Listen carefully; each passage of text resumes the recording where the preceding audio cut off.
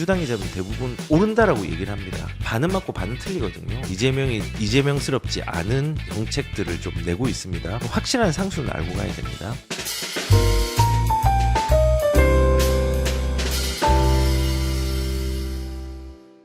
조기 대선 전국 정치적인 부분들도 너무 불안정합니다. 부동산 시장은 오리무중.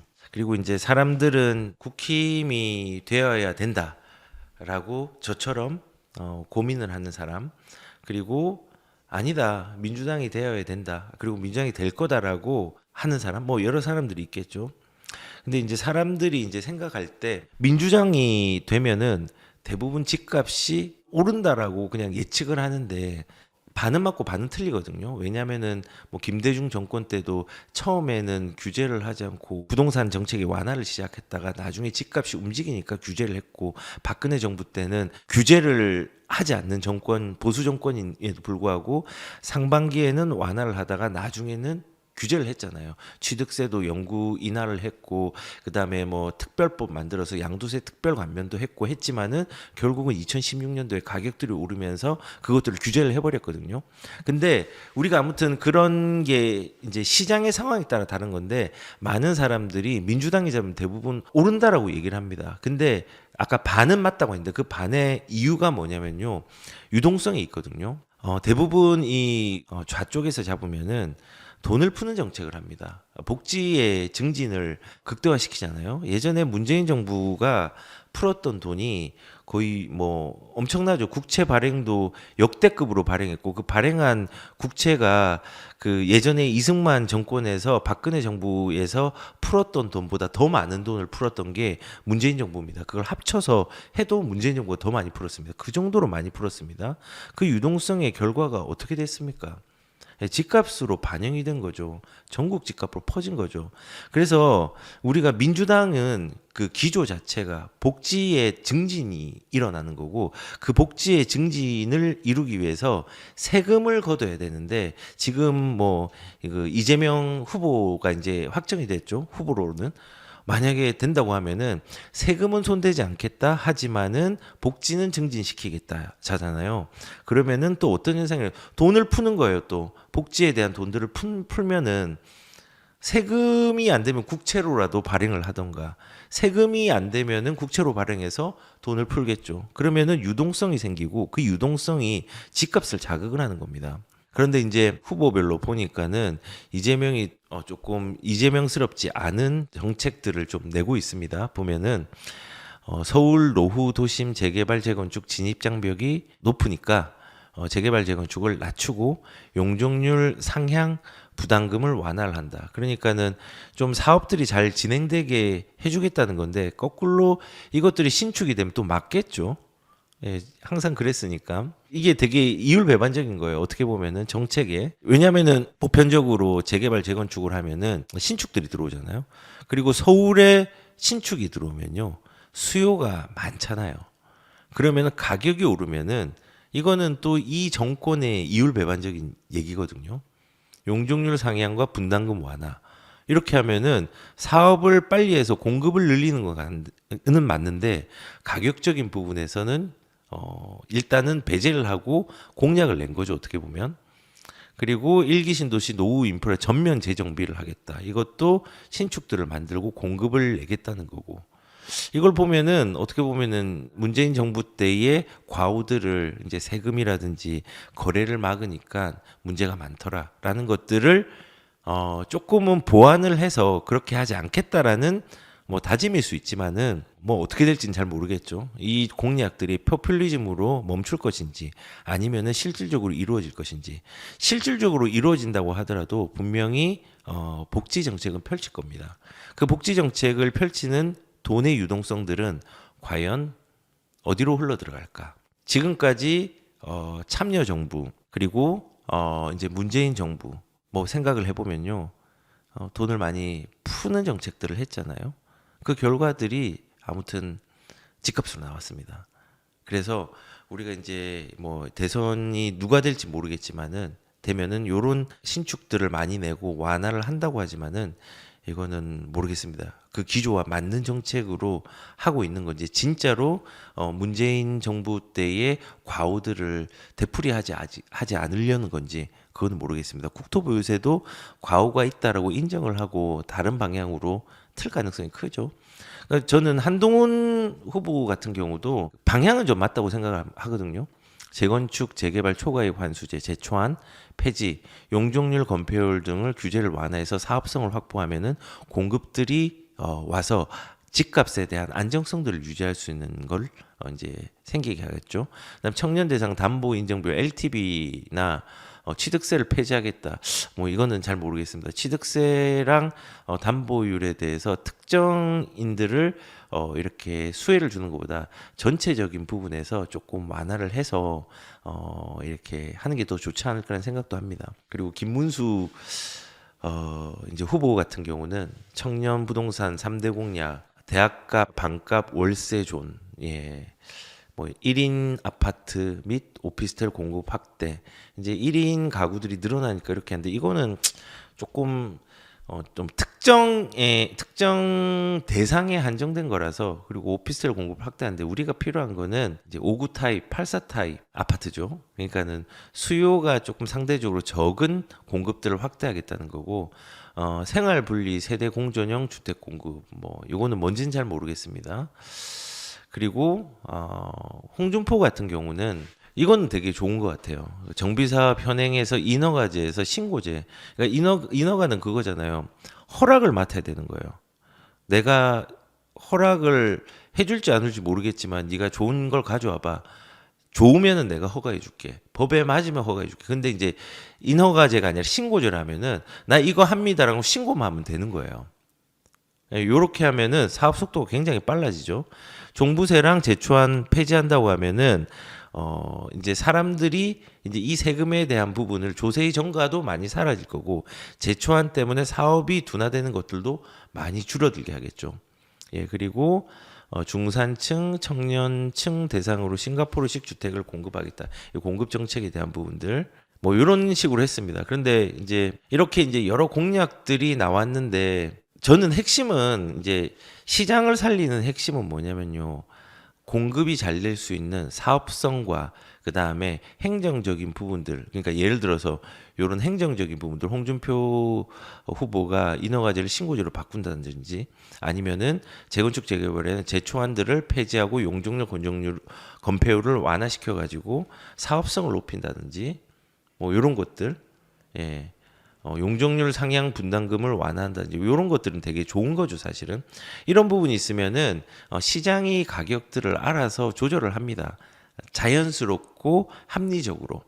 그래서 누가 될지는 모르겠지만은 우선은 큰 기조는 보수가 잡을 경우에는 세금에 대한 완화를 하면서 생산성을 높이는 일자리 창출과 자유로운 거래에 대한 부분으로 생산성을 높여서 가격의 안정화의 단계를 유지할 수 있도록 할 가능성이 크고요. 다만 2026년 되면은 서울의 공급 물량 자체가 4분의 1로 완전히 깎여버립니다.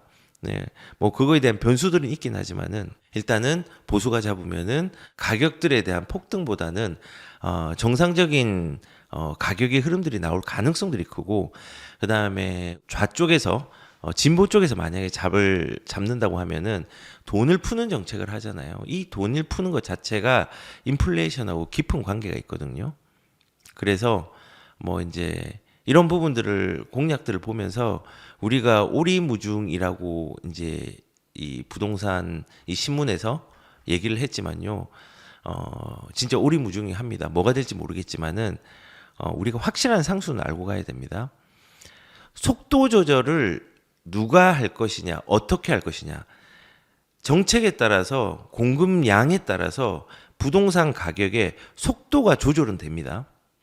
속도는 조절이 되는데 이 속도 조절이 된 이후에 결국의 결과물들은요. 집값은 우상향을 합니다. 통화량의 팽창 때문에. 그래서 우리가 조기 대선의 전국의 부동산 시장은 오리무중이지만요. 이 오리무중일 때는 내가 경쟁을 많이 하지 않고 내 상황에 맞는 집들을 찾으면요. 로얄동 로얄층을 찾을 수 있습니다. 근데 너나 나나 집값이 다 올라가는 시기에는요, 로얄층이 나오지 않습니다.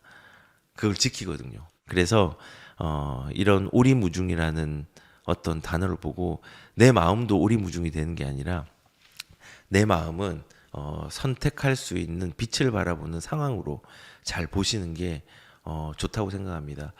그래서 예전에 정권들을 보면은 비교하기는 좀 어렵겠지만은 예전에도 이런 시기가 있었잖아요. 그 박근혜 정부가 탄핵 국면에 있을 때 트럼프 1.0이 탄생을 했고 트럼프 관세 전쟁이 일어난 그 시기와 지금 또 흡사하고 그리고 되게 재밌는 게 예전에 박근혜 정부 때는 단기 하락과 관망세가 이어졌거든요. 근데 윤석열 정부 때도 비슷합니다. 두 정부가 모두 탄핵 정국에서는 정치적인 불확실성으로 매수 심리가 되게 많이 위축됐고 거래량이 급감을 하고 박근혜 정부 때는 거래량이 10,000건까지 갔다가 9,000건, 6,000건까지 떨어졌거든요. 그리고 가격도 하락이 되거나 약보합이 되었습니다. 근데 되게 재밌는 게는 그때랑 지금이랑 비슷한 게 또 뭐냐. 강남권의 회복력입니다. 강남, 서초 이런 선호 지역들은요. 하락폭이 되게 작았고 회복이 굉장히 빨랐습니다. 근데 지금하고 그때랑 좀 차이가 뭐냐면요. 박근혜 정부 때는 저금리, 기준금리 자체가 한 1.5, 2%가 안 됐던 걸로 기억합니다. 근데 윤석열 이제 탄핵 국면에서는 저금리 기조를 유지하려고 하지만은 박근혜 정부의 탄핵 국면보다는 조금 더 금리가 높죠.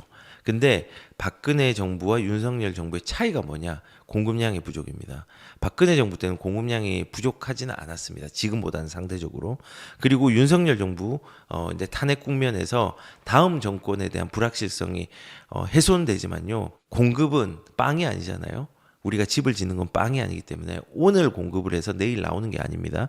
근데 2026년 인허가 물량들을 생각하라고 입주 물량을 고려한다면요. 물량은 4분의 1 토막 납니다. 그러면은 이게 이제 좀 차이가 있는 거죠. 박근혜 정부 때와 윤석열 정부 때. 그래서 우리가 대비를 좀 해야 됩니다.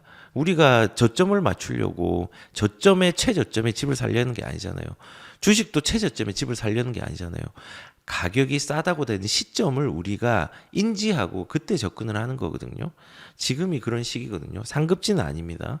상급지는 아닌데 그 외의 지역들은 우리가 좀 기회로 계속 봐야 됩니다. 자, 그리고 당부를 드리고 싶은 게요.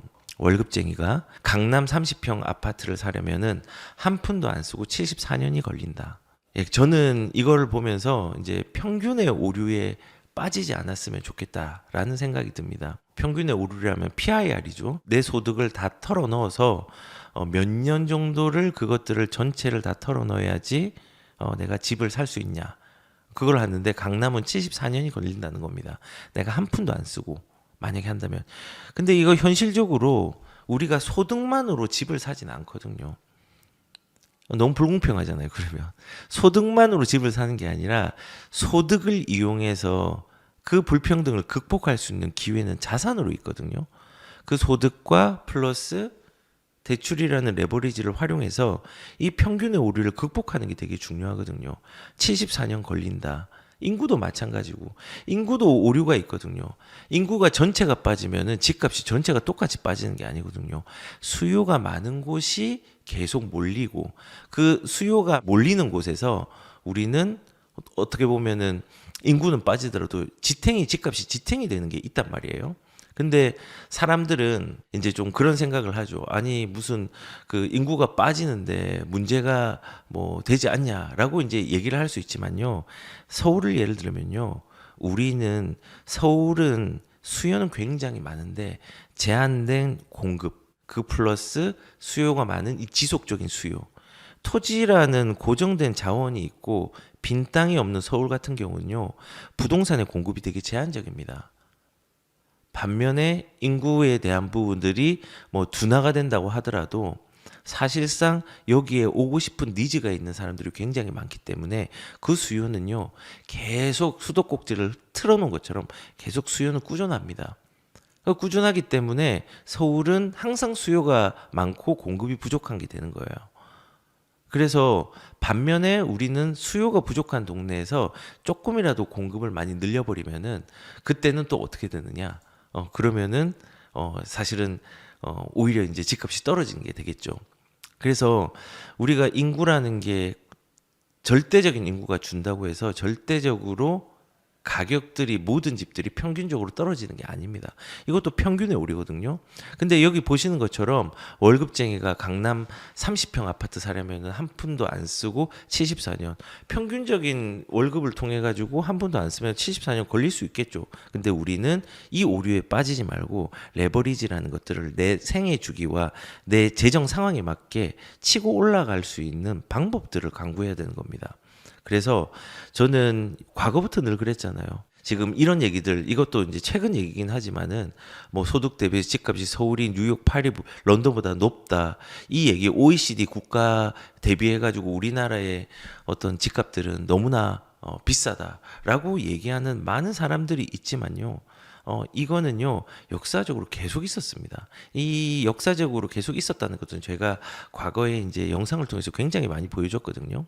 그래서 우리가 이런 걸 보고 큰일 났네, 이 양극화가 심하게 됐네라고 어떤 피해에 내가 피해자라는 생각보다는요, 이거를 딛고 일어날 수 있는 생각들과 관점의 전환들을 저는 하는 게 되게 중요하다고 생각을 합니다. 그리고 우리가 또 이런 것들을 보면서 생각해야 되는 게, 우리는 집을 월급만으로 사지 않는다, 이게 중요하고요. 그 다음에 또 우리가 이걸 보면서 또 생각을 해야 되는 게, 과거에 주거지는 가지자의 개념에서 이제 삶의 질로 높아졌잖아요. 이 높아진 삶의 질이 높아진 지역들은 당연히 아까 말씀드린 것처럼 수요가 많고, 수요가 많은 데는 당연히 더 비쌉니다. 압구정이 30평이 10억이면 살 텐데 라고 하는 사람들이 있습니다. 당연히 사죠. 근데 10억으로 갈 수가 없습니다. 수요가 있는데 어떻게 10억으로 내려갑니까? 불가능합니다. 그리고 거꾸로 경매에서 1억짜리 집을 3억에 살 수 있습니다. 1억이라는 가격이 그 수요에 의해서 결정이 된 가격이 있는데 3억에 살 수 있습니다. 그런데 수요가 없다면은 이 3억 주고 사면은 비싼 거고 승자의 저주에 걸리는 겁니다. 그래서 가끔씩 어떤 분들은 경매는 수기로 작성을 하기 때문에 숫자 기입을 잘해야 되거든요. 그래서 어떤 사람은 3천만 원을 기입을 해야 되는데 3억을 기입하는 사람도 있고 그렇습니다. 이거 진짜 잘해야 됩니다. 경매할 때. 아무튼 이렇게 수요가 많은 데는 당연히 더 비싸다라는 것들을 인지를 하고 가야 됩니다. 우리가 예전에 그 개포 우성 3차가 뭐 한 2007년도나 2008년도에 한 10억 정도 했거든요. 근데 지금 28억 하잖아요. 수요가 있고 화폐 가치가 떨어지고 이런 것들이 결합해가지고 그 가격들이 측정이 된 거거든요. 그리고 그 측정된 부분들을 큰일 났다, 비난만 하지 말고 우리가 이거에 대해서 어떻게 월급으로 못 사니까는 포기하자가 아니라 월급과 레버리지를 활용해서 산다로 이런 신문들은 해석하면서 가는 게 되게 중요하다고 저는 생각을 합니다. 그리고 집값은요, 늘 사람들이 생각하기에 비싸다고 생각을 합니다. 네. 지금도 가격이 내려갔는데도 비싸다고 생각하는 사람 되게 많죠. 비싸다라는 개념은요, 고정된 것이 아니라 움직이는 개념이거든요. 시세라는 건요, 고정되어 있지 않습니다. 우리가 뭐 횟집에 가면 시가라고 하잖아요.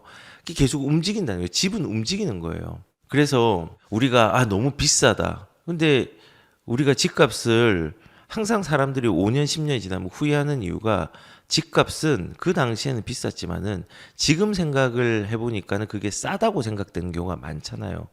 그게 이런 걸 보면 알 수 있죠. 이런 걸 보면 알 수 있죠. 6억이 넘는 고가 주택 50만 가구 돌파. 언제적 신문일까요? 예, 2007년도 신문입니다. 아까 제가 말했던 여기도 이제 예를 든 데가 뭐 고가 주택 비율이 뭐 서초에는 87.9%, 강남 84%, 송파는 69%. 이때 6억을 안 넘은 아파트가 31% 있었다는 거잖아요. 그다음에 용산구에도 6억을 안 넘은 아파트가 거의 40% 가까이 있었다는 거잖아요. 네. 뭐 이제 양도세 얘기를 하면서 이게 우성 3차가 10억 4천이었대요. 이때 2007년도에. 지금 28억 하거든요. 30평 기준으로. 되게 이제 그 당시에는 이게 고가 아파트라고 판단되는 거였어요. 지금 보시면은 고가 아파트 개념을 6억이 넘는 고가 주택이라고 표현을 하고 있어요. 이때는 고가 주택이죠. 지금은 6억짜리를 강남에 찾아볼 수 있나요? 하급지에도 6억이면요. 뭐 30평 기준으로는 뭐 구하기가 어려운 곳도 되게 많죠. 그래서 우리가 이제 이 개념을 꼭 알아야 됩니다. 비싸다는 개념은요, 고정된 것이 아니라 움직이는 개념입니다. 또 하나를 더 볼게요. 값비싸 안 팔려라는 제목입니다. 이때가 언제냐면요, 1965년입니다. 구로에 이제 시형에서 주택 분양을 했는데 몇십만 원밖에 안 했죠. 뭐 입주금 30만 원, 28만 원. 그리고 되게 놀라운 건요, 공사비가 약 6천만 원. 공사비가 6천만 원입니다. 이거 집 한 채 값이 아니라 아파트 155채를 짓는 공사비가 6천만 원입니다. 너무 놀랍지 않나요? 65년도에. 근데 이때 이렇게 6천만 원을 들여서 몇십만 원짜리 집 아파트가 너무 값비싸서 안 팔렸다는 겁니다. 조선일보 1965년 10월 1일이죠. 이때는 비싼 거였습니다. 근데 이 비싸다라는 개념들이 화폐적 현상이거든요. 우리가 이제 그런 것들을 좀 알아야 되잖아요. 결국은 화폐적 현상이거든요. 지금 집값이 비싸다는 건요, 미래에 비싸다로 확정을 지으면 안 됩니다.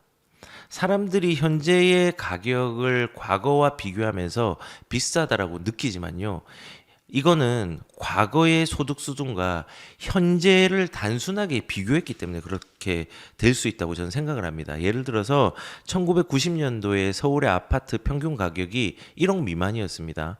근데 당시의 연소득이 1,000만 원 수준이었어요. 근데 2023년도 넘어가니까는 아파트 평균 가격이 지금 한 12억, 13억, 14억 갔잖아요. 근데 연평균 소득이 4천에서 5천입니다. 소득보다 아파트가 좀 항상 높은 수준이었거든요. 그러니까는 아파트는 소득 대비해서 크게 올라가요. 상대적으로. 그러니까 늘 비싸다고 판단할 수밖에 없는 거예요.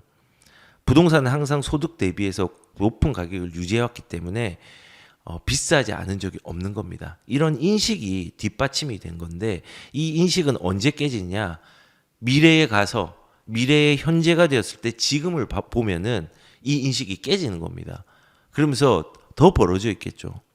그때 이제 또 느끼면서 너무 비싸다라고 또 한번 우리가 도돌이표를 하는 겁니다. 이 화폐적 현상에 대해서 비싸다는 건요, 현재만 투영해서 그렇습니다. 이 가격을 현재를 투영했고, 그리고 2021년도 같은 경우는 비싸다라고 표현하고 2023년도 상반기, 2024년도 상반기도 급하게 올라 버리니까는 그것들에 대한 가격들을 적응하지 못하고 비싸다라고 또 판단을 해버리는 겁니다. 왜냐하면 내 소득보다 훨씬 빨리 올라가니까. 근데 우리는 이걸 인정해야 됩니다. 인플레이션은요, 쌀, 버스비, 택시비, 맥주, 담배, 모든 것들이 다 다르게 불공평하게 움직이거든요. 그거는 인정하잖아요. 근데 집값이 그 불공평하게 더 많이 움직이는 것들을 인정을 못 합니다. 이거를 인정해야지 집값에 접근을 할 수 있습니다. 그래서 많은 사람들이 이제 이 소득 대비해서 뭐 집값이 비싸다, 뭐 한 푼도 하면 74년, 지금 비싸다는 거 표현하는 거잖아요. 이런 상황에 대해서 우리가 흔들리지 않고 좌지우지되지 않고 우리만의, 나만의, 내 생애 주기에 맞게 나만의 강남을 찾는 게 너무 중요합니다.